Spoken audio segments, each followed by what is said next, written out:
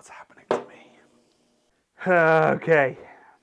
I'm a professional, and I'm having a stroke.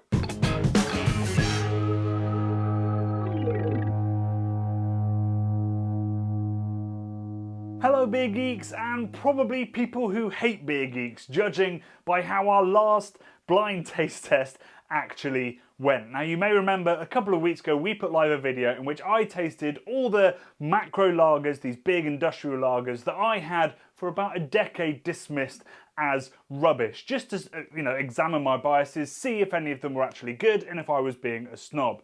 And as it turned out, two of them, Heineken and Stella, were actually all right beers. Now, I was happy with that video, I walked away, carried on with my life, made lots of other videos, nothing like that kind of slightly clickbaity content. And then one day I woke up to hundreds of comments, and it seemed that the video had gone kind of semi-viral, and as I'm filming this, it's currently sat at just over 500,000 views. So we thought we need to do this again. We've clearly struck a nerve, we've clearly caught people's imagination, and so this time I'm going to be doing a little twist on it.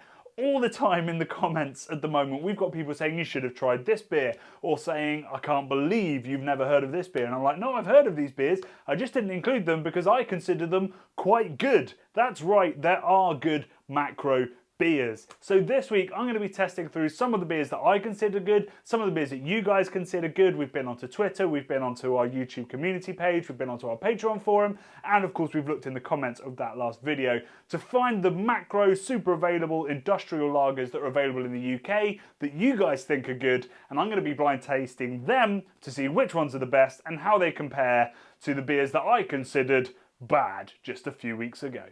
So we copped quite a lot of criticism for our last blind taste test. Some of it was fair, some of it was, well, it was just mean. But we're going to make some tweaks to this test. For one, I'm not going to know the beers that are going to be poured or the order in which they're going to be poured. So this is about as blind as we can possibly be. Somebody else has bought the beers. Looking at that list, which I did see there are about 60 different beers. We have a lot less than that. And I'm also going to embrace the mistake I made in the first video in which I said I was going to rate the aftertaste out of 5, but then promptly rated them out of 10. But I'm going to embrace that for two reasons. One, for consistency, and two, because actually aftertaste in a lager is one of the most important things. So without further ado, let's get stuck into this tasting and see if I was as wrong about good lager as I was about bad. You'll be able to see what these beers are, but I can't, and I've got my trusty spreadsheet ready to take some notes. So let's start with this one. Ooh, really lemony. Really lemony. Smells good. A little bit metallic. Nice body, nice sweetness. Lacking a bit of bitterness. It feels kind of wishy-washy on the finish. It's not crisp and snappy, but I think there's a nice malt character there. It's just a couple of IBUs short of a very tasty lager. So that would have put it possibly second in the bad lager one. Right, next one. That's a much darker colour than that first one. Croissant. Just lost all of the non-beer geeks on this video.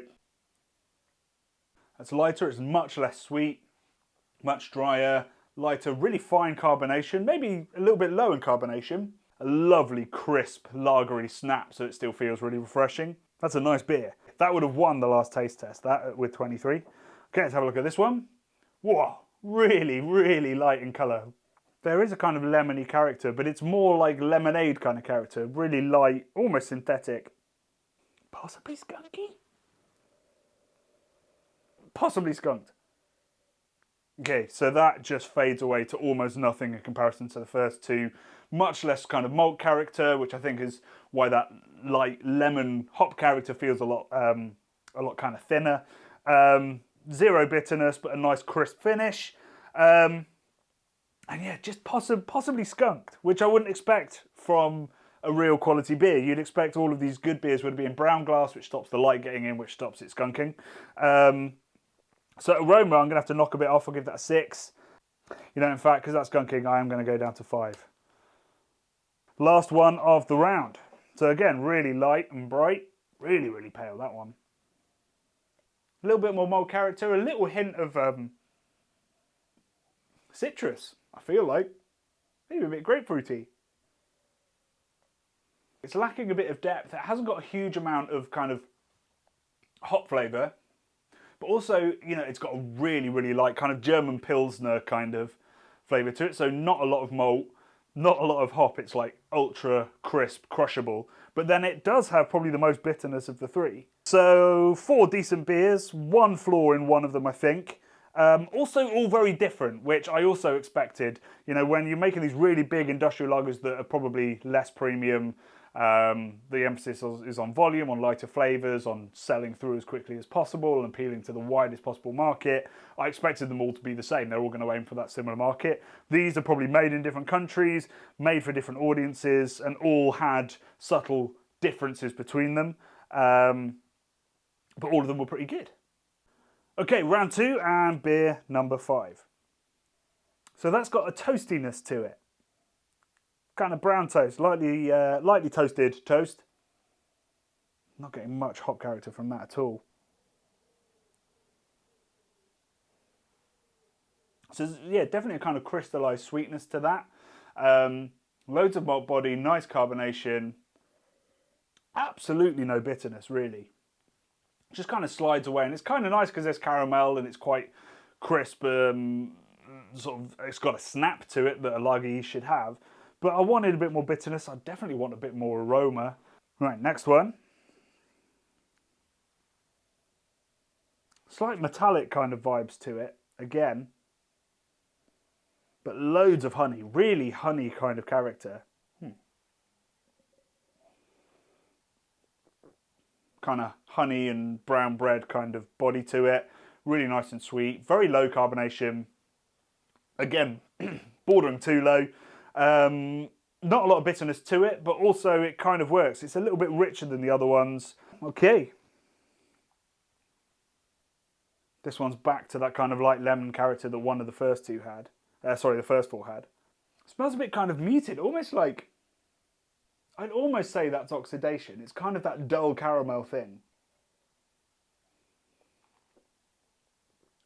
Interesting. So there's almost nothing on the palate compared to all of the others. Like, it is incredibly light, but actually has quite a nice, bold, bitter, crisp finish. It almost feels like the carbonation and the bitterness and everything comes together to be like a squeeze of lemon on your tongue. And the final one of this round.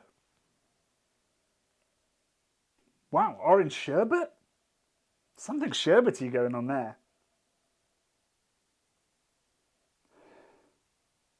Iron brew, that's the word I'm looking for. It's got like that kind of tangy orange kind of thing to it. I've never smelled a lager like that in my life.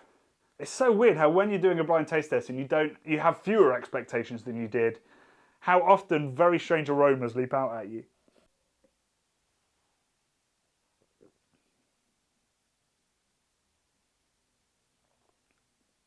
Yeah, nice, zesty, really light malt body. There's almost nothing to it, but it's got a beautiful texture to it. It really sort of pillows up in your mouth, like just sort of explodes like skip crisps, if you've ever had those. Just melts in the mouth. Yeah, I like that. So the aroma's weird. I don't know how to mark that one. If I was marking to style like I would when I was doing professional beer judging, I'd give that a very low score, but it is quite tasty, and I feel like what's important to you guys is what's tasty. You can tell I've had some beers because my notes are getting pretty wild. Right, let's do the next round. Looking at these, I don't know whether it's the way that they were poured, but they've all got pretty good head retention, which wasn't a feature of any of the ones in the last episode, or indeed, I think, in the first few rounds of this. Oh, that's a nice golden colour. It's a slightly different one to potentially decocted or using caramel malts or something that makes these a bit different. Okay. Because one of my favourite beers in the world, I reckon that's Pilsner Urquell, because I'm getting what I always get from Pilsner Urquell, which is brioche, Werther's Originals, strawberries, and lemon. And I love it. If I'm wrong about that, this is going to be super embarrassing to put live. It's 100% Pilsner Urquell.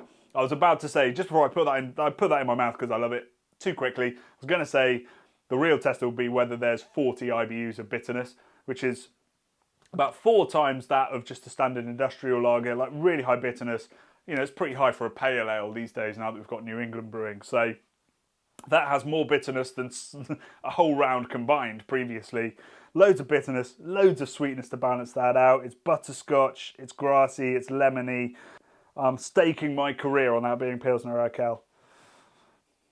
Can't wait for the troll comments if it's not. Right. Huh. Couldn't smell more different. Almost weedy dankness. Like, like Simcoe. But in a really nice Moorish kind of way. And then, yeah, hints of sweetness underneath. Not huge amounts of malt character. It's just, yeah, it just feels like, I don't know, like old American hops or loads and loads of noble Germanic hops, like loads of earthy, grassy, harvest kind of aromas.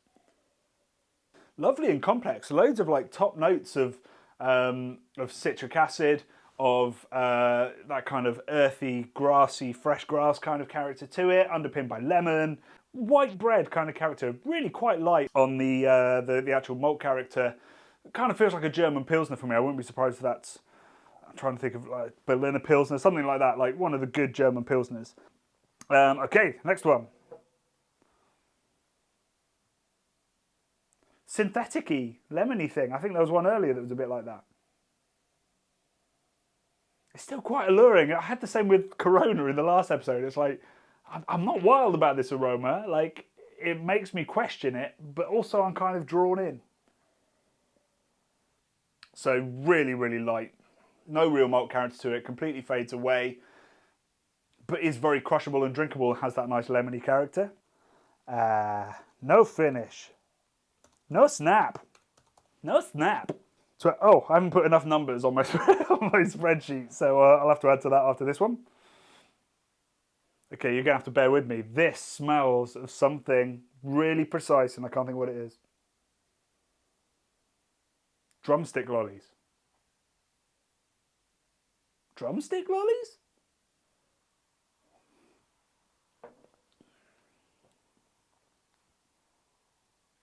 It does not taste like rhubarb and custard. Little whack of bitterness, a little bit of citrus, a little bit of malt character. There was a beer earlier where I was a bit like, I don't quite know what to say.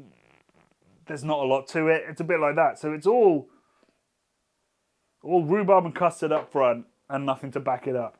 Again, do I mark that highly because it's an enjoyable aroma or low because it shouldn't? I think that one's too far removed. I think that's a flawed aroma, so I'm going to give that a 5. Okay, so the final round. There's only 3 beers in this one. Let's give it a go. This feels a little bit darker than many of the beers that I've been drinking, so possibly decocted, a bit of caramel, something that's giving it some colour. Yeah, it's a hint of kind of acrid's too strong. A spikiness to it, an almost alcohol spikiness, like a slightly unhealthy fermentation or a very hot fermentation or something that's just given it a little nail polishy fennel kind of thing. Yeah, thin, earthy, phenolic, like nail polishy, with sort of lemon and some breadiness, but it's just not. It's not quite right, which is really surprising. Really surprising for, these are still industrial beers. These are still, quality tested to within an inch of their lives. It's not got the hallmarks of a great lager. It's not crisp, lemony, biscuity, bready. It's not got any snap. It's just a bit muddy. Okay, penultimate beer. Okay, this is either confirmation that I've gone mad or confirmation that I was right earlier, because this smells like drumstick lollies as well. Maybe more of a lemon yogurt. And you can get lemon yogurt in beer from lactobacillus, which is a bacteria that you'd add to make sour beer, so the really sour beers, or you'd use them a little bit in lagers sometimes to play with the pH to make them feel crisper. But there is lemon yogurt in my beer. And I don't hate it. There's no bitterness to it. There's no lager Christmas really to it. It's just, I said Christmas there. It's just like, it's got that kind of yogurty sweet to it. Which is super odd and perhaps in the right mood would be quite tasty, but it's not quite for me here. Okay, final beer. Hopefully we're going to go out with a bang. Okay, that smells like the skin, the shell of a pistachio. What's happening to me? Okay. I'm a professional, and I'm having a stroke. It's nutty, man. I don't know what to tell you.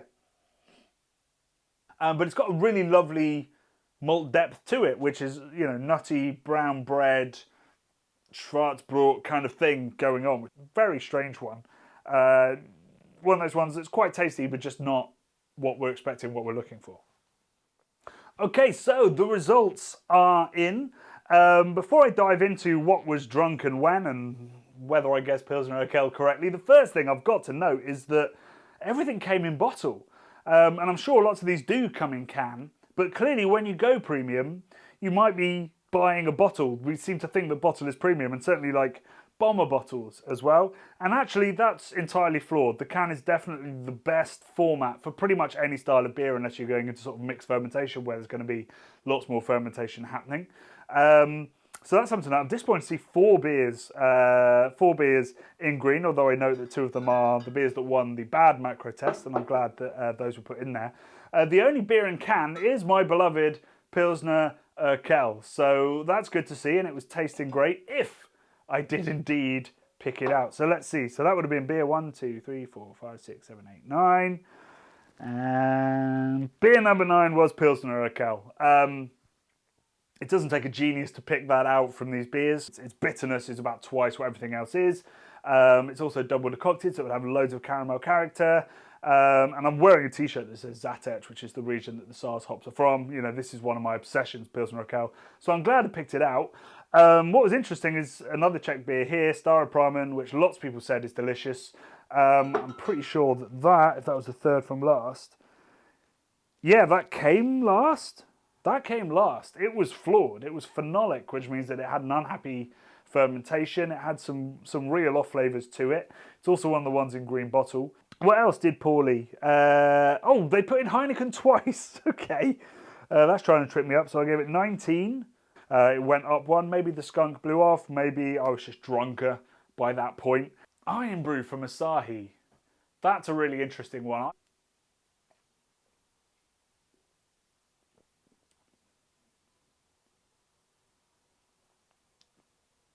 I mean, it is sweet. Probably could have predicted that in second place came Augustina. I'm not actually one of these, so big geeks when they talk about lager, Augustina is always right up there. People think it's amazing. It's not actually one of my favourite lagers, but clearly it's very, very well made. And I have before thought, this is a little bit dank, a little bit weedy. We also learned that Stiegl is a really great lager, and that's early in the tasting, and you often score a bit more kindly than you would at the start of a tasting. So, I'm drinking them the way these beers are intended. That is a really beautiful beer. It's that exact balance between like lightness, you don't have to think about it, but also honeyed, sweet, bready, and then crisp on the finish. So what have we really learned from this? I mean, we probably knew that Augustina, Pilsner Urquell, Camden Hells, maybe Stiegl were going to score well because they're sort of generally accepted as really great beers. What's really surprising is that beers that lots of people consider very good, certainly beers like Staropramen, Budvar has disappointed me in bottle, but it kind of always has. The green glass is just a bonkers decision, particularly when you've got such beautiful hops as Saaz hops. That needs to be in brown, and it's probably much better in can, and I know it's much better on draft. But more surprising is that some beers that when I saw the tweets come in, people going, I really enjoy this beer, I kind of dismissed some of them being like, I'm not sure about that. And actually they've scored really well. Birra Moretti with a score of 20. I'm going to consider that now. I'd have just looked straight over that beer. So yeah, if you're a troll out there, get in the comments, lay into me, call me whatever you want to.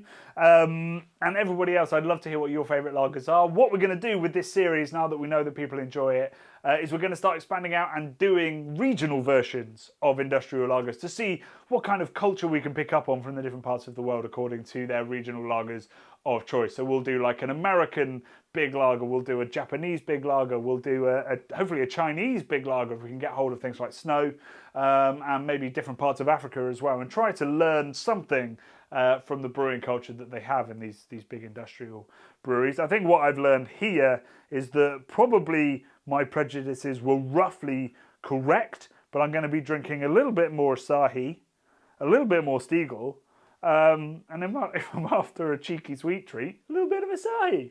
Cheers.